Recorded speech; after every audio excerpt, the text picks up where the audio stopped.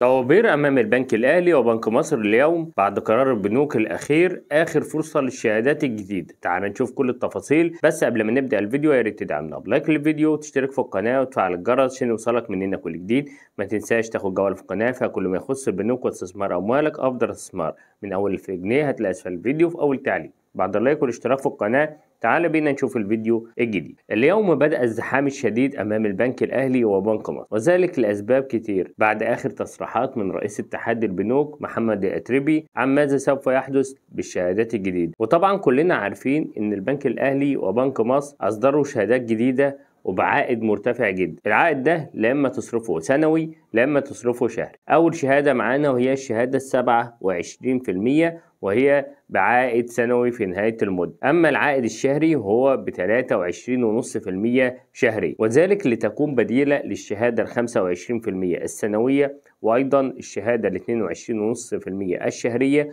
التي تم استحقاقها ابتداء من يوم 4 يناير الجاري حتى نهاية الشهر. والآن بدأت أصحاب الشهادات 25% أو 22.5% بالتفكير في ربط الشهادات الجديد، وهي الشهادات 27% السنوية أو 23.5% الشهرية، وده مرة أخرى، وذلك بسبب التصريحات الأخيرة بأنه يمكن أن يتم إيقاف الشهادة في نهاية الشهر الجاري. لكن حتى الآن لم يتم تحديد موعد إغلاق ربط الشهادة، ولذلك بدأ الجميع اليوم بالذهاب إلى البنك للربط على أعلى عائد. طب في عملاء بيسألوا أي الشهادات أفضل؟ أربط الشهادة 23.5% الشهرية أو أربط الشهادة 27%؟ وده على حسب لو هتفرق معاك. يعني لو أنت هتصرف العائد شهري ويعينك على المعيشة، اربط العائد شهري 23.5%.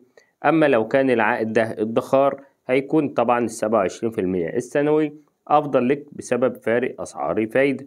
انتظر مننا الفيديو القادم، هيكون هام جدا عن كسر الشهادات القديمة وتحويلها للشهادات الجديدة. كل اللي عليك ان انت هتشترك في القناة، فعل الجرس واللايك للفيديو ومشاركة الفيديو على كل اصحابك لتعم الفائدة عشان يجيلك اشعار من القناة.